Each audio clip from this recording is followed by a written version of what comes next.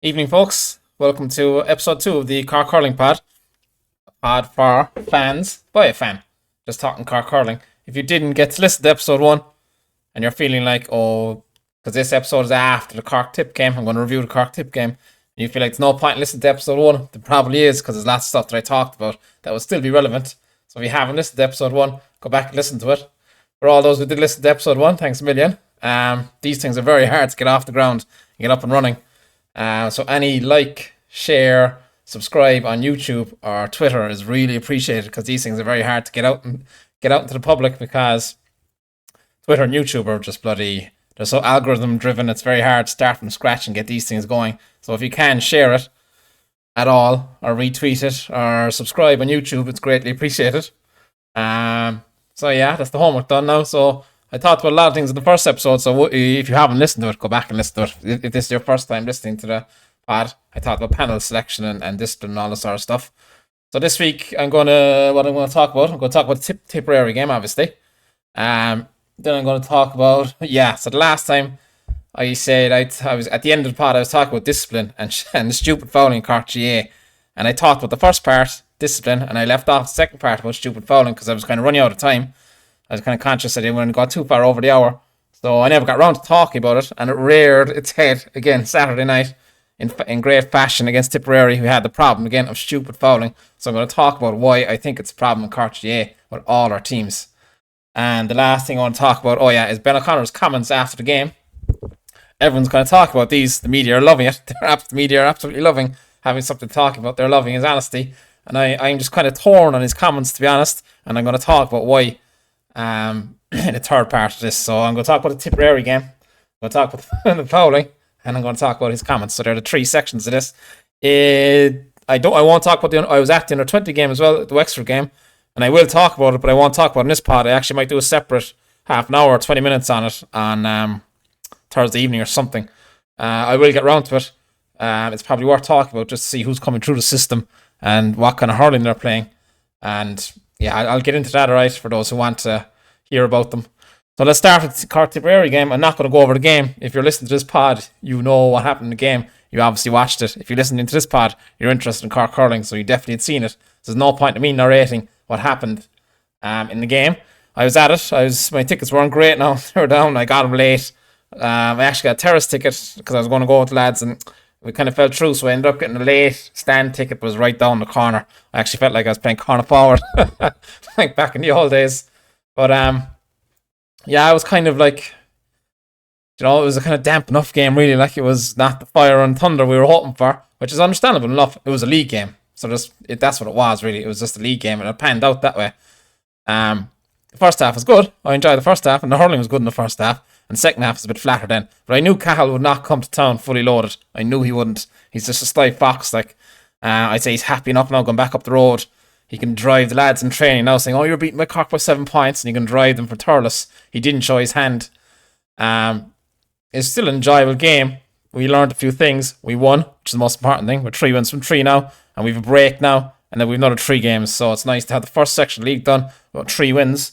So, as I say, the first half, they started off well. They started off very well. They were very sharp. And the kind of hush came down in the stadium, and we hurled our way back into it. And it was real tit for tat for most of the half, back and forth. There was good enough hurling involved, in fairness. Cork were they were more lateral, sideways, as Pat Ryan used to put it, too much lateral passing. But they were more, they were looking for a shorter ball. They were looking to work it out of their backs more in the first half. And I think they were just conscious, the players were conscious of trying to suss out were Tipperary playing an extra man at the back or not. So they were hell-bent on using the ball well coming out of the backs, which I like to see. But the public need to be patient with it, because they were just crying out, bloody shouting out at the players, put the ball in, put the ball in, put the ball in. This sort of stuff, like it was under Pat. But players were patient, and they worked it through the lines, and we need to start doing that more. We need to start with the plan, mixing A and B, long and short. So I know people are going to be like, you're going to hear the groans in the stand when guys are flicking the ball 10 yards and all this sharp passing. And they're like, will you get it out of there? But we have to be patient with it, and we have to back it, and we do have to go with it, because we can't be all long ball. So we were working the ball well out of the backs in the first half, and we played well. We did fine. The game was tit for tat, and then the penalty incident happened. It was definitely not a black card anyway. I thought, probably was penalty, to be fair. If he did go down, he probably did go down a bit easy. He was actually right in front of me. That was the corner I was looking across. It was right in front of me. He did go down a bit easy. He did look for it. I was gutted Dalton didn't bury the penalty because I can't stand Shelley in goal. I was like, come on now, Dalton, bury this down his throat. And he hit it badly. I'd say he got inside his own head because he hit the first one against Waterford so well to the left side netting that he was like, I can't go to the same place again, so I have to go to the right. And he didn't hit it as well. And sure, it was perfect for Shelley. And I was gutted. I can't stand that tug and goal. I was like, fuck it, of all guys, bury it on him, I was saying. But and then we raced ahead with the extra man. We put 5 in between us. And it was what? Was it 2 points? We got 16 points in the first half. We get 14 from play. Something crazy like that. It was very good hurling. And then second half, and then at half time, after the sendings off, I was texting the lads, we were texting about the game, whatever you do. And I was saying, we're going to have an extra man at the back now in the second half, and they're going to have an extra man at the back in the second half, just like the All-Ireland final. And I was thinking it'll be interesting now to see how much have we learnt in the All-Ireland final. Can we work it out from the back better than we did in the All-Ireland final with the extra man at the back? Because the 2 sendings off always meant one team was going to play with 6 at the back and 5 up front, and the other team was going to play 6 at the back with 5 up front. Now we had Rob as our sweeper, the extra man, and they kind of did their best to tag him with Andrew Ormond. But I was looking out to see would we work it better with the extra man now, have we learned from the final, and I was quite disappointed, to be honest. I just thought we started lumping balls down the field. We started just hitting these 50-50 balls down the flanks, down the gullies. And I said this the last day, we were going to be playing the flanks because that's what he does. Bunch and break, Ben is into that. Stand in the middle and break out to the wings. And we just started lobbing these 50-50 balls out to the sidelines. And to be honest, the Tipperary backs were horsing our forwards out of it. And I was just saying, we stop going long all the time. Let's try work it out from the back. And I don't think we did a good job of it, to be honest. It was something we were going to have to keep working on. I don't know, like I saw a couple of posts on Facebook about Rob Downey as a sweeper not working. Some people weren't happy with him as a sweeper. And like, is that up to him, like, you know, to set the tone as the extra man at the back that we need to work it shorter? That we need to use the extra man and work it? Is that down to him or is it down to the whole backline? I don't know. No, I thought the backline were outstanding. Our backs are great. Like, Jesus, for long enough we were looking at backlines that weren't attacking the ball and winning the ball and playing the man from behind. We've got a great set of backs now and great competition for places. And I thought they were very good the other night. The only thing at the black mark I would have against them was their use of the ball in the second half. The use of the ball in the first half was fine, even though the crowd were getting on their back. They were patient about it. The use of the ball in the second half was back to the kind of lumpy down the field. I didn't like it. And then of course we were 7 points up and it looked like we were cruising. And then of course the same old problem we have in Cork GA crept in. The stupid fouls, the needless fouls, the ones you didn't have to do. And when Connolly came on, my God, he put on an exhibition of free taking. Like, if he's playing the 70 minutes at Thurles, which he will be starting, we have to be right top for discipline because he will nail us. He's some free taker. Jeez, his ball striking is unbelievable. And the way he keeps the ball low, the trajectory, and it doesn't move in the air, it's very impressive. We don't have that in our locker. We don't have a long-range free taker like that. Maybe Dalton has it, but he's not been backed. You can see that he's not been given the frees. So I'd worry about our long-range free taking, but my God, their free taking is on point now. So we better have our discipline in check when we go up to Thurles. And we didn't have it in check the last night. In the second half, we got lazy with our tackling, as we do. And we let them back into the game. We fouled them back into the game. And it was back to a goal then with 5 minutes to go. And it was helter-skelter then for the last 5 minutes. We put them away and we drove home in the end. But like, we made a bit of hard work with it. And it was down to stupid fouling, which is always a problem with our Cork teams. I see it in the football and the hurling at underage and underage and senior level. And I'm going to talk about it later. Why we were giving away stupid fouls. Let's get to the players. Now, the last day, last pod, I went through the players and I skipped Collins and goal because I didn't want to start at a negative mark. And I never got back to him. I forgot to get back to him.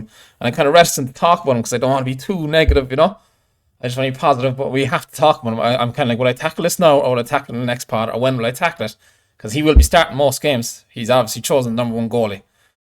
And I might as well talk about him now and get it out of the way with. There are 3 facets to goalkeeping, in my opinion, right? There's the ball handling and shot stopping.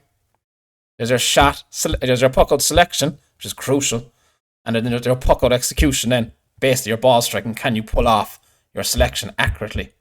And I think he falls down on all 3 assets of the game. He doesn't even have 1 out of 3, in my opinion. I've been looking at this guy for 2-3 years now, and I was saying, I remember I have a chat with my staff about this is about 2 years ago. My staff were kind of on about the goalies, and we kind of agreed he wasn't good enough, and this was 2 years ago, and we still have the same goalie. And like he's getting a lot of stick. He gets a bit of stick, right, from the crowd. And he did have a bad on the final again. Came back to bite us in the arse. Past loyalty to him. I just don't think he's good enough, and I don't think usually goalies might have 2 out of the 3 or 1 out of the 3 or be very good at 1. I think he falls down all 3 assets. I think his shot stopping is not up to intercounty standard. I think his puck out selection. I'll talk about now. I remember the All Ireland final against Clare. I remember it clearly. We were in the All Ireland final. We were in the game. We were struggling our puck out big time. He was going long far too often, and Clare were cute out. They had their 2 wing backs. They had their homework done. They had their 2 wing backs, McInerney and Ryan. They were 2 wing backs. They abandoned the wing forwards and hunted the ball. They went straight into the middle for the long puck out, hunting the break. You could see it. They did did an analysis of it on the Sunday game where they were just totally leaving their men and going in for the break on the long ball. And we were being destroyed in the puck out then because they were flooding the breaks with bodies, and we were losing out. And he had to change the tactic, and he wouldn't do it. He kept going long with the puck outs. You might say, oh, maybe he was told by the Pat Ryan to keep going long. But like, if something is not working, you have to have the courage of your conviction to change it. And it was clearly not working that day. And he kept going long. He kept choosing to go long with it. And there was one ball in the second half. I looked, what's his name? Tim O'Mahony went short for it because he saw we were being destroyed there. And of course, he ballooned over his head and went long. And Tim O'Mahony just turned around with his hands out like, would you give me the ball? Like, change it up a bit. And the reason he didn't go short, or didn't want to go short, is because simply, if you go long with the ball and we lose it down on top of the D, it's not his fault, it's the forward's fault because we're not winning the breaking ball. Whereas you go short, or you go for your medium range puck outs and they go wrong, you're going to be the one to blame. So it was a cop out from him. He said, if it goes wrong for below, it's not my fault. And then he wouldn't put his neck on the line, even though he had to change and go short with the puck outs because Clare will wipe us out. He wouldn't put his neck out on the line and go short with his puck outs. And I just felt there was a cop out that day. And the other thing I'll say about him, and I won't be mentioning him in the podcast again because I don't want to go in too hard on him. But I just don't. I think the goalkeeping position is crucial in county hurling these days. It used to be the centre back. Now it's nearly the goalie is the most important position in the field because your restarts. And like, we are at a weak. He is our weak link there. Like, and the other thing I'll say about him is we are starting games 2 points down before we even start with him in goal. Every game he's playing, he's pucking the ball straight to opposition forwards and they're getting a point, if not 2 out of it. Like the first day against Waterford, he got turned over for travelling. That's a point for Waterford that he shouldn't have been turned over with. The second day against Galway, in the league this year, he pucked the ball straight to Tom Monaghan, gave the centre forward ball over the bar. That was his point. Again, that's -1. And the third one was the last day. He pucked it straight to Oisin O'Donoghue, hand passed it to whoever it was, Ormond or whatever, straight over the bar. He's cost his points every game. His puckouts were starting -2 every game at least. And that's not including the puckouts that he's sending down. What happens is a Cork forward make a run and you have the defender on his back. And your man will puck the ball out to him, even though he's marked. And the ball will break and then it's a 3-on-1 or a 4-on-1. If the forward doesn't win it cleanly, we're sunk. He's pucking the ball down traps all the time. Teams are setting traps and puckouts and he's pucking it into him. If the forward doesn't win it cleanly, there's a 4-on-1. It's 1 forward against 3 backs or 4 backs. And he does that a lot in games. They're the indirect ones he's giving away. I'm not even counting those and the ones he's giving away. I'm counting the clear ones that he's giving away straight to forwards' hands. But he is giving away those ones where he's pucking into traps, pucking 3-on-1s, 4-on-1s. I'm like, where? I'm like, why did you give it there? Like, what are you seeing? Now, I've never played in goal, so I don't know. But I just know, like, I know I've seen enough of Saunderson, right, in the club game to know he's not the answer. He's not good either. His puckouts are not good. But I've seen enough of Paddy O'Sullivan for Father O'Neill's, and I've seen Gavin Connolly for Blackrock to know they are better goalies than this guy because their puckouts are way better. And I'm delighted Paddy O'Sullivan's in the panel, and I'm delighted he's got in as number 2 because Ben at least sees that Saunderson is not up to it, and he's put Paddy in as number 2. Now he probably doesn't want to start him straight away because it's very the big ask to put a guy in goal straight away in your first year. You need experience. You know, as I say, it's a really important position, so I can understand why he's not put Paddy in straight away instead of Patrick Collins. But I just think it come back to bite us in the arse again later on in the year. He's not for me anyway. I'd rather have Paddy O'Sullivan and Gavin Connolly. Now, Gavin Connolly's 31 now, and he just had a kid this year. But he's from the club scene, what I watch, he's got the most accurate puck out in the county. He's got a great puck out, really accurate. And he's a great shot stopper too. But I'd rather have those 2 goalies than the other two lads any other day of the week. And I'm not the only one who's seeing this because when he pucked the ball straight to Oisin O'Donoghue, in the Tipp game, the guy behind me in the stand bollocked Collins out of it. He says, every week this is happening. So I'm not the only one who sees it about him. And I admire Pat for being loyal to him, but it cost us. It cost us in our final. It cost us against Clare as well. So that's what I'm going to say about him. I'm not going to harp on about him every week. But I had to tackle it because I didn't tackle it the last day. Now we're 15 minutes gone to the pod already. So I had quite a bit to talk about. But let's get on to the positive. The back line. Brilliant. O'Donoghue, very good. As always. I remember I talked last week about his susceptibility under the high ball against Shane O'Donnell. But he caught one ball in the first half this week. And I was delighted. It was almost saying, if a team's going to come after me in the air, he's like, here's your answer now. He kind of showed the whole country when he caught that ball that I can catch balls in the air too. Don't be coming after me in the air. And I was delighted for him. Millerick in the other corner, outstanding. Never lets us down. What a player. What a player. Tough, hearty. A defender's defender will do his defending. Will put his body on the line. He's great heart. Like, he's always played well for us. Always. He's just really injury prone. And he's unlucky now that we have two outstanding cornerbacks in Niall O'Leary and Sean O'Donoghue for competition. But we're lucky that we have three. We have three outstanding cornerbacks now. So unlucky for him that he might be sitting on the bench. But it's lucky for us if we have an injury or a guy loses form that we have this guy who's that good come in. And he is that good. Now Darragh O'Leary, full back, he did well. I thought he did better than the Galway game. Like, he's up for the fight. He's not afraid of the physical exchanges. He'd have to work on his first touch still. And I called us out the last day. I said he would be rusty. After missing years hurling last year and never being exposed to the inter-county game. And it did show in a couple of... He missed a few pickups. He made a few bad first touches, a few of them. So we have to stick with him for the rest of the league to get this hurling into him. The goal chance they had in the second half, Darragh McCarthy put in a huge long ball.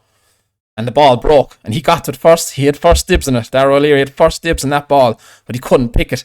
And get it into his hand. He fumbled the pickup. John McGrath picked it up and flicked it to Stapleton, and then we bottled him up. We got a free out, but he had first dibs in that ball, and that was his first touch. It let him down, and that's the area he needs to work on, and that's why he needs hurling and he needs game time. I'd stick with him. So the half back line. I'm going to get to the half back line now. I'll spend a bit of time on this one. I'm kind of rushing along here now, but I want to talk about this.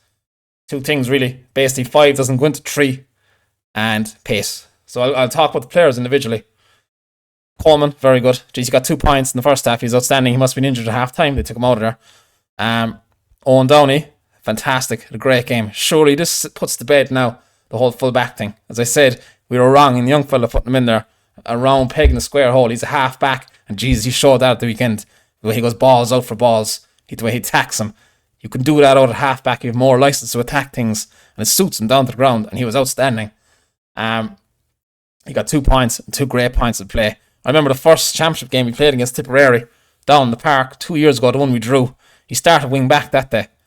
And he went alright, but he was taken off after 40 minutes. But he went up the field twice in the first half and he hit 2 wides.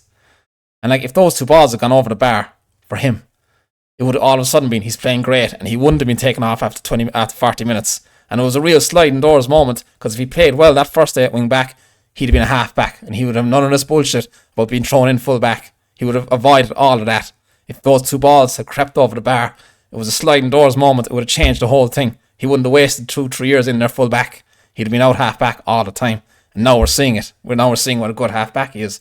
What I've seen at underage level and club level, he's a half back. His brother, he did fine. Now he's going to have his hands full if he's starting Thurles.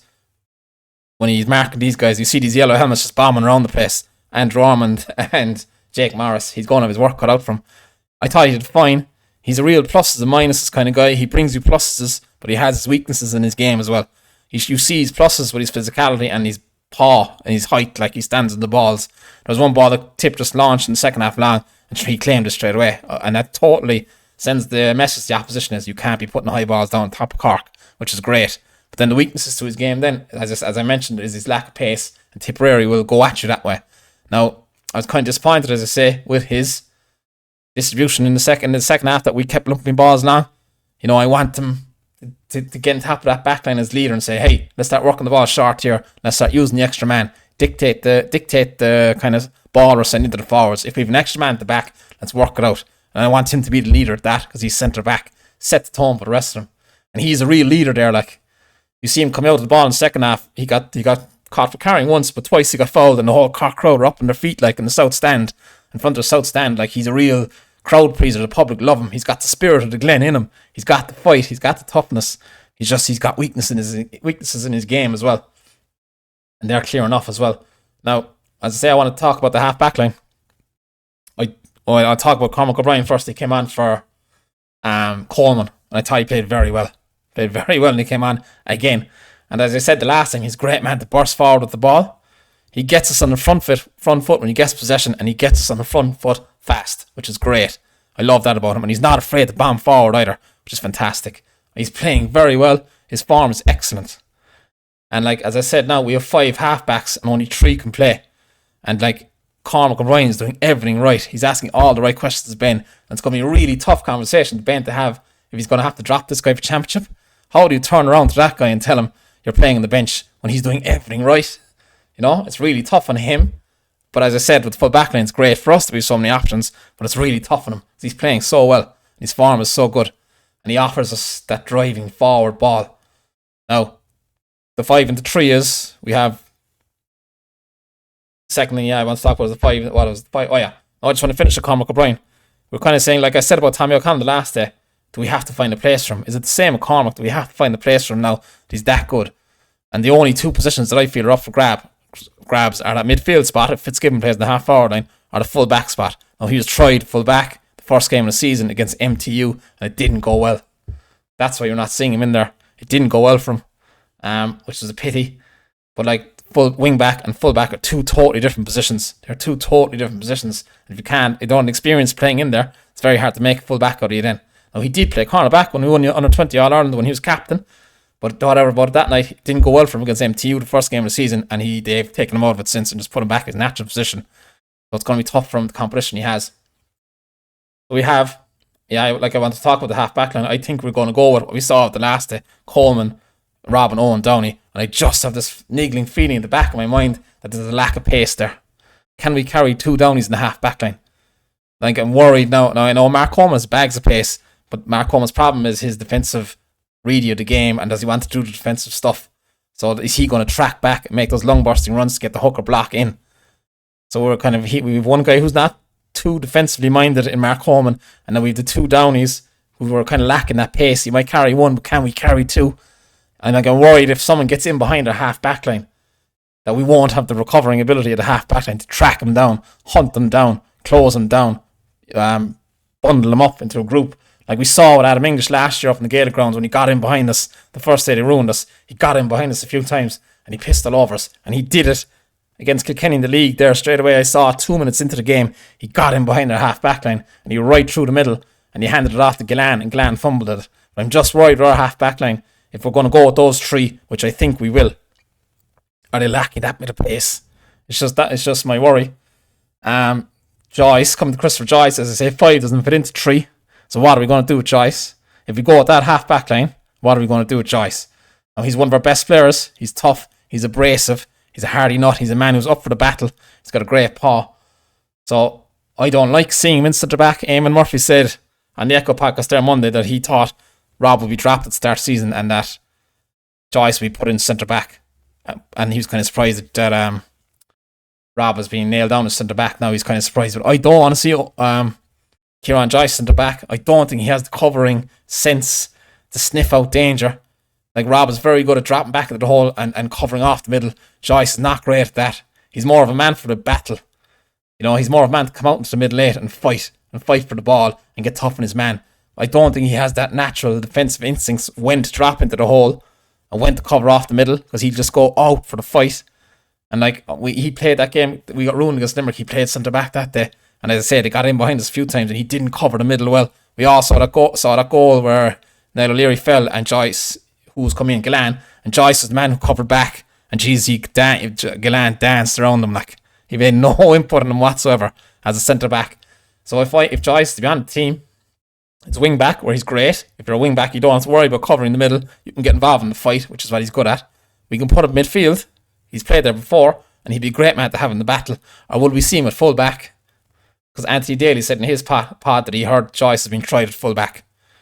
You know, and he like the thing about full back is it's different centre back. Full back, your decision is made up for you the decision making of where to defend is made up for you because you have to mark your man. It's as simple as that. Whereas a centre back, you have to make up your own mind when to go, when to drop, when to cover. He won't be asked those questions of full back. He'll just have to mark his man. And he could do a job for us there. He played there in the 20 final when our full back was injured. He went back in the final. Darragh O'Leary got injured and he played full back that day and he did fine. He'll fight wherever we put him on the pitch. But I just don't want to see him in centre back. I want to see him wing back, midfield, or even full back if we have to. So yeah, 5 and 3 doesn't go. It's going to be tough on Cormac O'Brien. We have to find a place for Joyce, and I think that half backline we saw last night is the half backline that will start the championship. And I just worry about their pace. Keep it in mind is all I'm saying. Keep an eye out for it. Midfield, it didn't go well for him. There's no point in saying otherwise. Both of them will be very disappointed. Like, it's very hard when you're only getting one game here and there. You have to perform. It's very hard to build up your form if you're not playing week in, week out. The players that are week in, week out can afford to have a bad game here and there and work their way into form. When you're just being brought in for one game, you have to play well. It's very hard. It's very hard, the two of them. And one of them's gone out to 40 minutes, the other fellow's gone out to 50 minutes. And they didn't play well. Like, Mickey Mullins was my favourite player on that Cork under-20 team that won the All-Ireland under Ben. Jeez, he was dynamite. I thought we have some real gem here. Like, he was hearty, he was tough, he has that real Cork spirit about him. He could play in the half-back line midfield. He went for goals when he got forward. He was a real leader, like a blood and guts player. But whatever about it, he just hasn't driven on at senior level. I thought he was going to be cert first around the middle for the senior team, the way he was just a fighter. But he just hasn't kicked on, whatever it is. Is it because he's had too much injuries, which he's had a lot of injuries? Is it because he wasn't exposed to senior level enough? He hasn't got a lot of game time into county level the last few years. Maybe we should have got him in there straight away. I don't know. Or is it because the lazy thing would be thrown out? What's he playing junior hurling and it affected him? I think it's the injuries really. And some players just don't kick on. They just don't kick on. Both these guys were not in the bench on the final, which is tough for them. Like last year, it's tough for them to train all year, and for the biggest day of all, you're not on the bench. And this was a big chance for both of them, and they didn't take it, unfortunately for them. Now, I hope they'll get another run. I hope they'll get another game, and I hope they put their front foot forward the next time, because I want it for these guys. We want it for all these guys to be going well. We're disappointed for them when it doesn't go well. So yeah, on Ethan Toomey, I just don't think his hurling is strong enough. I don't think he's aggressive enough over the ball. He's too easily pushed aside. He works like a dog. He runs up and down all day. There's something about when he gets over a ball or when he's on the ball, he's too easily shifted. He's too easily knocked. Too easily put out. He has to be harder over the ball and tougher with his hurling. That's what I've always felt about him. I saw him when he burst on the scene at minor level. It was the first year they had the round robin thing. So the minors ran before the senior games, which is great back in the day. And it was the first year, I'd say, of the round robin. He was on the same minor team as Shane Barrett and Alan Conley, and he was sent forward, or midfield, and he was brilliant. And I said, geez, we have a real great thing coming through here. But again, he's another guy who just hasn't kicked on. And the one thing I would say about him, like I mentioned with Alan Conley the last day, I haven't seen him bulk up one iota since he's been on that panel. And he's been on the panel about 4 years now. And he's still slight. He's tall, he's rangy, but he's still as slight as he ever was. He runs loads. I'd say his anaerobic fitness is very good. But I just like to see him bulk up a bit more because he needs to be hardier over the ball. And like it or not, the All-Ireland final against Clare in extra time, he got pushed off the ball in the second half by Tony Kelly, and he swung the ball over the bar and it changed the whole game. It gave them all the momentum in the second half of extra time when he was pushed off a ball that should have been his. And he did not have a good All-Ireland final, unfortunately, for him. He's been on the back foot ever since. He hasn't been trusted since, really. It did change the whole game. Like, the Clare crowd got up because Tony Kelly got the score through work rate, through a turnover, and he was just took the ball too easily off of Ethan Toomey. And then they reeled off the next 2 points, and all of a sudden they were 3 ahead when the game was tit for tat at that stage. The half forward line, it's given outstanding as always. I don't need to say much more about this guy. What a player! If he gets injured, I dread to think what we'd be like. He's just outstanding. You know, his running, his pace. He's chipping in and scores in half forward line. It's not affecting his game at all. Midfield, half forward, he played just as well wherever. Barrett was very good in the first half. Sending off was ridiculous. I'm not going to get into that. It was ridiculous. And I said it's a good test for forwards down the second half without Barrett there to do a lot of the ball carrying. Because that's what he's doing. He's doing a lot of the ball carrying. He's doing a lot of linking up there. And when he was gone, there was a difference. There was less link-up play going to the forwards. It was more long ball down the gullies. So we did miss him. He's out for the next 2 games now. So it'll give someone else a chance now to put their hand up. But it'll also show the management that we need to work on these things if he's not there. Because he's doing a lot of the ball carrying for us. Because he's a great player. A lot of the ball carrying for us, and we need someone else to step up and be that link man when he's not there. Full forward line, Buckley did fine. I was happy with him. He did fine. The guy who was on was dynamite. Jesus, he's only, what is he, 19? Cathal O'Reilly. Jeez, he's great for the stuff. Buckley did well as well. I'd say these two guys are going to mark each other for the next 10 years because they're both the same size. They're both young. So I'd say every time they go in, you'll be like, yeah, you take him. You man to say to O'Reilly, you take Buckley because they're small. They're going to be seeing loads of each other over the next 10 years. Hopefully they'll be box office stuff because they're both very good players. Dalton didn't play well again. Not a great game again, and he saw the line again. He's firmly behind Connolly. Remember I talked about the last day. If we're going to play two inside, it's Brian Hayes and someone else. And he's firmly behind Connolly now. Definitely in the picking order. He's not delivering. He was good the first day against Waterford. He had 2 goal chances against the last day against Tipp. He didn't take either of them. It kind of knocked him, I'd say. Knocked his confidence a bit, which would be unlike him. Connolly was brilliant. He was fantastic. You know, I was kind of critical of him in the last pod, and he lost the first 2 balls that went in the first 10-15 minutes. And I said, here we go again. He's going to be beaten to every ball now again. But Jesus, he turned around the second quarter of the first half. He started winning balls, sticking them over the bar, like, and the Cork crowd got up because they like Connolly. You know, he's got that X factor about him, and he was very good in the second half as well. Especially when Tipper making a comeback, he was winning those dirty balls and getting the frees and putting himself out there to win them. He wasn't hiding. He had a great game, 8 points, 4 points from frees, 4 for play. I'm very happy with that. And it was great to see the Cork management went out afterwards and singled them out, 3 or 4 of them. So it's great to see that they're spotting that he's not showing the form that he used to show, and they're spotting to try to get him back to where he was. The reason they go out praising him was to build his confidence. They want him back. They know there's more in him. They want him back to the way he was a couple of years ago. And it's great to see they know there's more in him and they're targeting it. They wouldn't have went out slapping the back saying, well done, unless they're specifically targeting him and getting the best out of him. And maybe that's why they gave him the freeze as well. And it's great to see. It's great to see management like that they spotted too, that he's not playing well. Even though he was nominated for an All-Star last year, he's not playing well. We can get more out of this guy. And that's what they're doing. So I'm delighted with that. I've gone through all the forward line there. Buckley, Connolly, and Dalton, yeah. Subs, Hayes was very good when he came on. He was rusty against Galway. There's no two bones about it. He was rusty. His first touch, but he was on the ball now against Tipp. And the great thing about him was when he was getting the ball, he was bursting through their tackles. He was driving on. He was driving at them. Like I said the last day, we have to be using our pace as much as we can. We have loads of pace, but we weren't using it. We have to use it. We have to use the pace, put the fear of God in these teams. And if we use our pace, we'll be able to run the ball and go plan B more often. And he was doing that. He was putting the head down, charging through. Thought Hugh O'Connor did fine. Cormac O'Brien did very well. Tim O'Malley did well when he came on.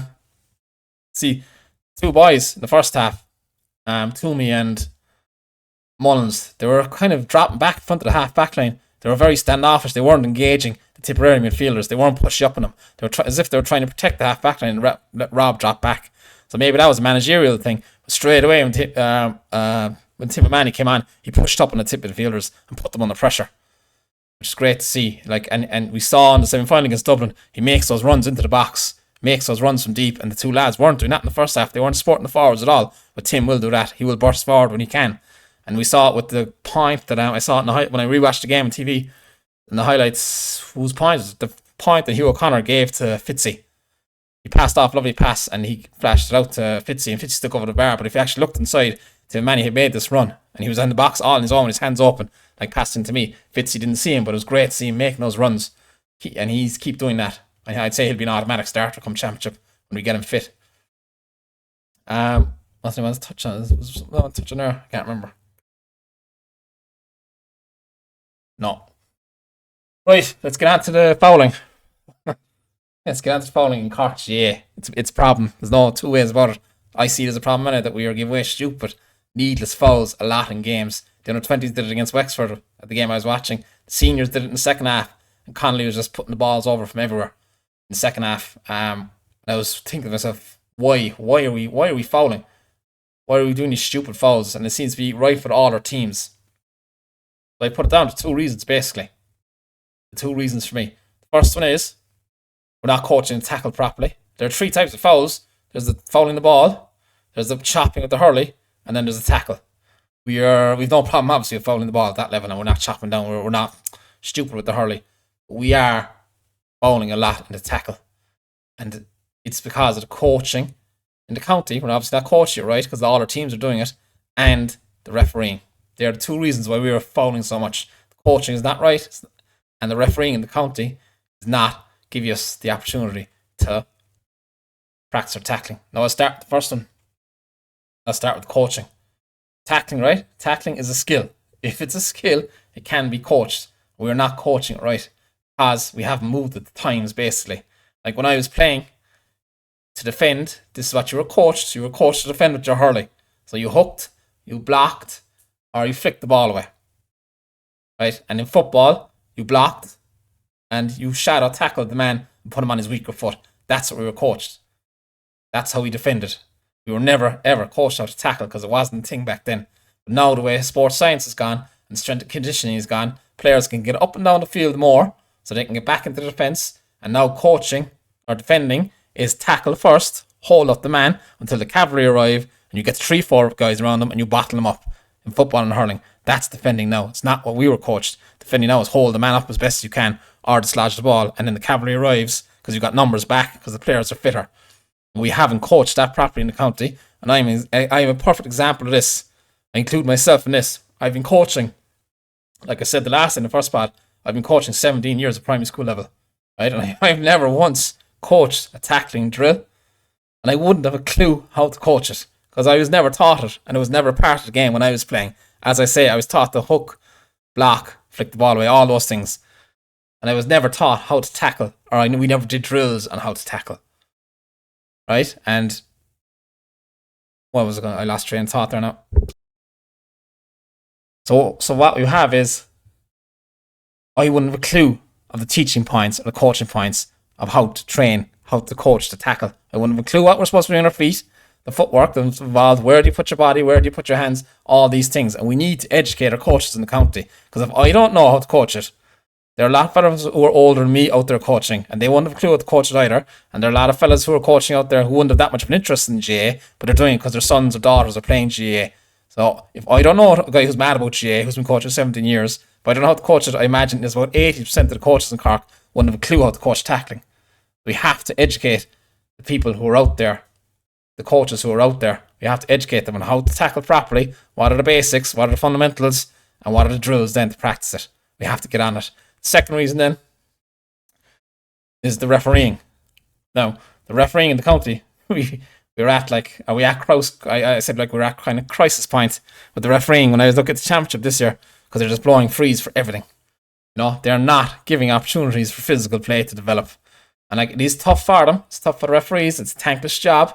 You know, we all criticise the referee, but then we don't go out and referee ourselves. I've done a lot of refereeing primary school level, at Skeena Skull level.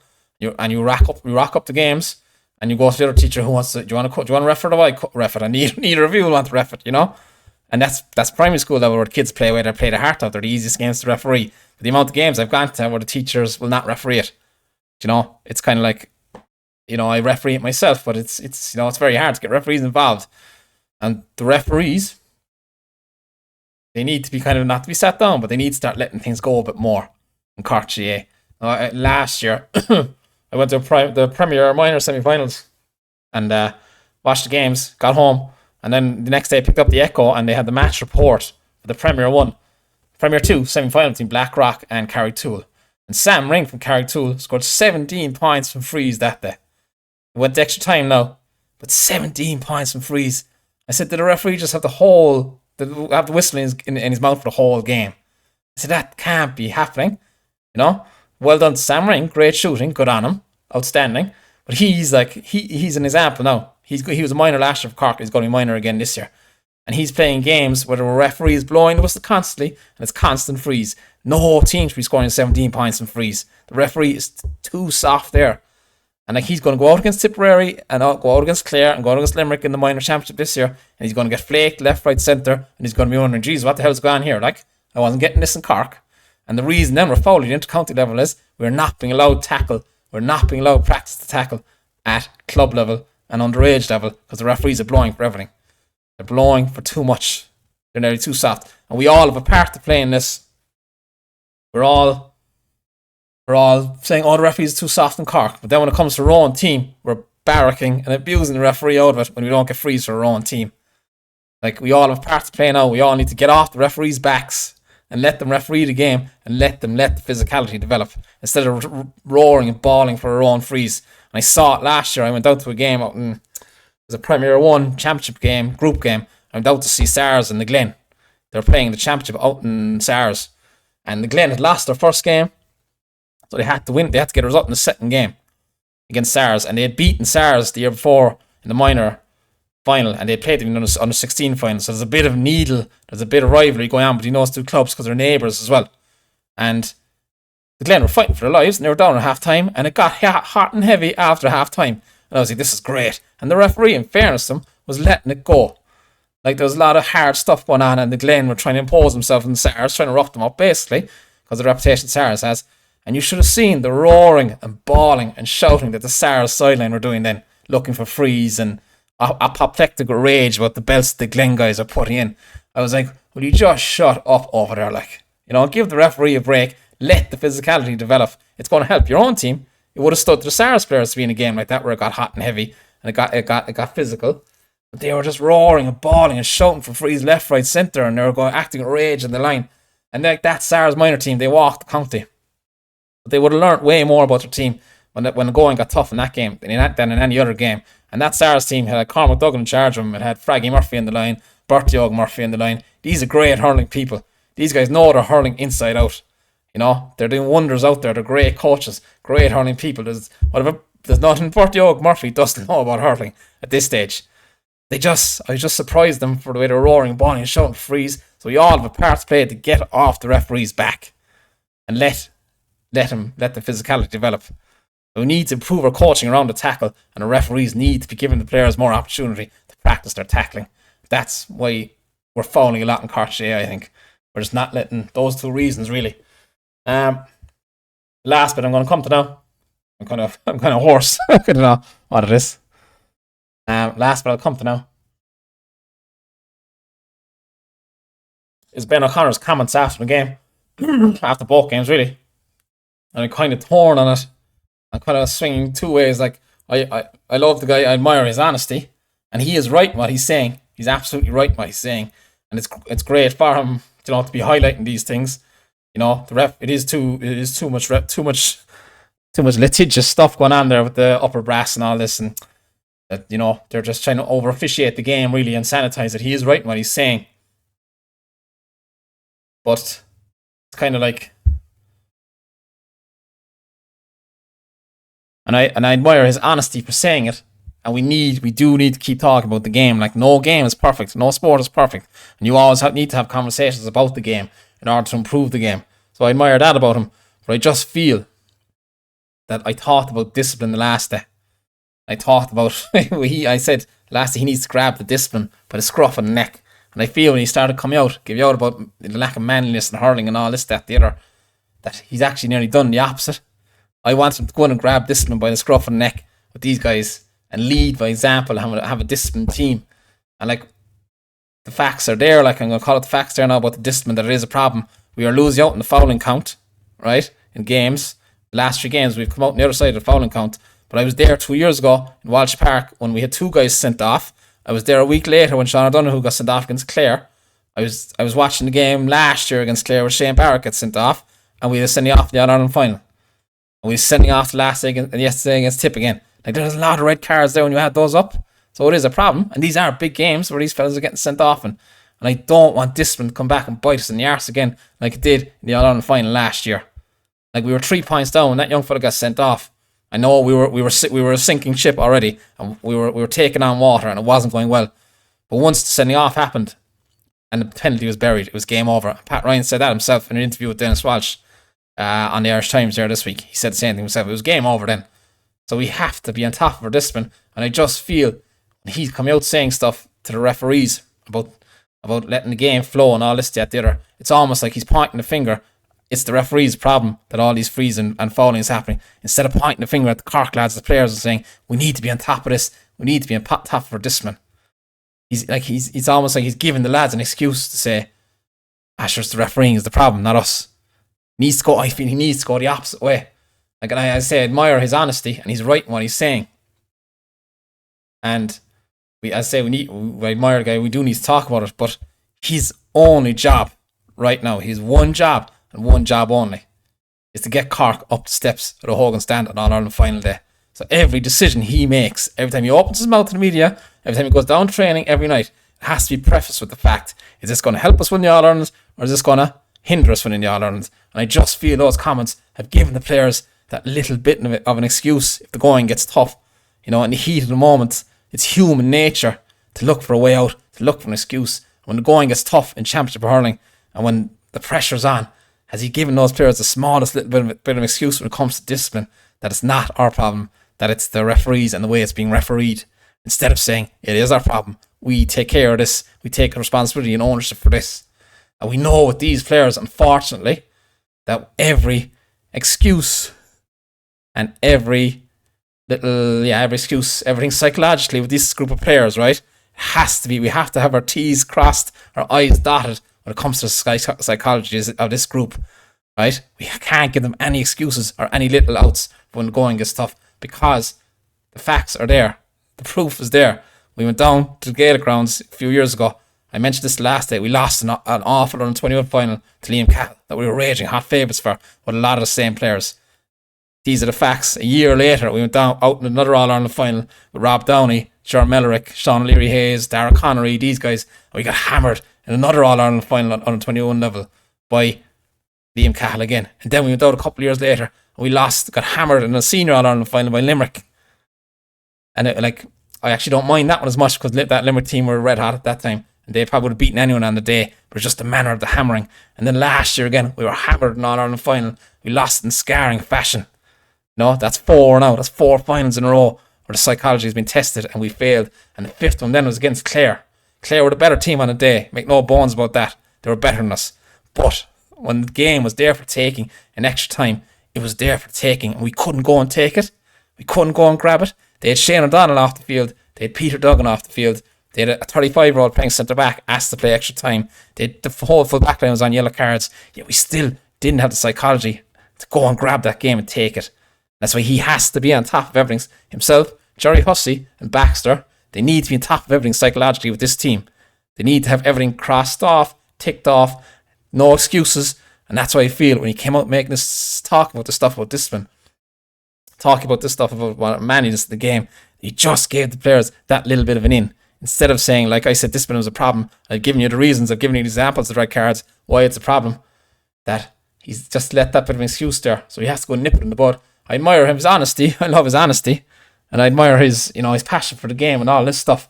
But there's a time and a place. He can give his state of address, state of union address about the game after the job is done. And the whole thing that was lost about it in his interview, interviews after the game, the first thing he was asked by Owen Cormagan said this. The first thing he was asked by them, he sent an Examiner article, which was totally lost. He said, what did you get out of the game? And he said, we won. And that is the most important thing. That's what we should be writing about, that he's emphasising winning. Keep the main problem the main problem. And what is our main problem? We have to win a certain amount of games to get up the steps to win the All-Ireland.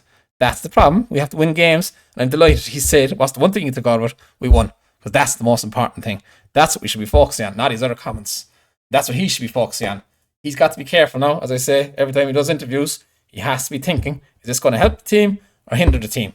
Because he's one job and one job only. That's to get us up the steps of the Hogan stand on the final day. And I hope to God he does, because we all love the guy. He's so passionate and mad about hurling, and he was such a great hurler in his day. But I was just torn in those comments. I admired what he said, and I agreed with what he said. But I just thought the motivation behind it, I said, you shouldn't be saying that. Now, some people could be saying, oh, she's playing the long game. They could be saying, he's pointing out the lack of toughness or too much refereeing by the referees because we're giving away frees. Maybe he's saying to the referee, maybe he's saying we have a problem with frees, so let's target the referees so they won't give us these frees against us. Maybe he's playing the long game, but he's not, because he said it 2 years ago as well. When he wasn't Cork coach, he said it 2 years ago on the, what was it? It's that Wooly Parkinson podcast. He said it then too when he wasn't coach. So this is just honestly how he feels. He wasn't playing the long game. And one of my friends texted me saying he's delighted with the comments because he's calling out manliness for the Cork Hurlers. He wants his panel to be manly. I don't think he meant that either. You know what I mean? Because he said 2 years ago that wasn't his aim or his goal. His aim and his goal was just how he feels about the game. He was just being honest. I don't think it was aimed at the Cork players. I think it's just how he feels about the game. But yeah, it's a tricky one. As I say, I was kind of torn on it. But anyway, I've talked a lot there now. A bloody horse, kind of horse. It's kind of that's the part of the job anyway. The job I'm in, you're talking all day, so you do kind of get hoarse as it's a job. So yeah, I'd probably be back. If anything, if you can just share this, it would be great. I said all I had to say really. I probably missed out on a few things. Share this, subscribe to it, get it out on Twitter or whatever. Do what you can, it'd be great. I will do another one on Thursday, maybe Thursday, Friday. I know we have a couple of break weeks. We're off. The football was up against Offaly, but I might do one on Thursday about the under-20s, just what you might expect from them and who to watch out for and what kind of hurling they're going to be playing. What I think. And I might do another pod on the enemies. The enemies. I haven't really thought about Tipp and Waterford after seeing them. And I want to talk about Clare and Limerick as well, the 4 enemies that we will be facing in Munster. I might just have do a pod on them in a week or two, because we haven't got a game in a couple of weeks. Just what we should be expecting from them, what they're doing differently this year, and what to watch out for, and what to worry about. Anyway, I hope you enjoy my waffling, my rambling. I can speak fairly quickly at times when I get going. And I lost my train of thought there a couple of times. It takes a bit of you getting used to sitting down in front of the microphone. Jeez, I have great respect for these radio DJs now, for sitting down in an empty room with no one with you and talking. God, it's kind of daunting when you sit down to do it. But yeah, I have great respect for them. We're 3 from 3. Our attitude is good. Our spirit is good. Last year doesn't seem to have taken effect on the players. They seem driven. They seem ambitious. Ben seems to be on top of things. These are all the positives. I want to end on a positive note because I think it's going well. It's great to see him as well when he's on the sideline or showing him on the sideline. He's constantly going back and forth with selectors, talking, discussing things. Pat probably didn't do that enough. It always felt like Pat was there on his own, shouldering all these things on his own. I know Ducky O'Rourke used to be on his shoulder a lot, but I'm delighted that Ben is kind of including these other guys, and that they are thinking about the game, thinking about our tactics throughout the games, which is great. Yeah, we'll drive it on now. We'll Kilkenny away. I'm going to go to the Kilkenny game. I'm going to go up to Saturday night. I could go have a few peppies and stay on the Sunday. And I'm going to go to the Limerick game as well. So I'm looking forward to those. They'll be real tests. I'm looking forward to those. And we've Offaly at home as well. So yeah, I'll leave it there. Shinna will feel her. I'm not too sure how long I kept you because I had to pause it and all that sort of stuff. But anyway, hope you enjoy it. And slán. Take it easy, guys.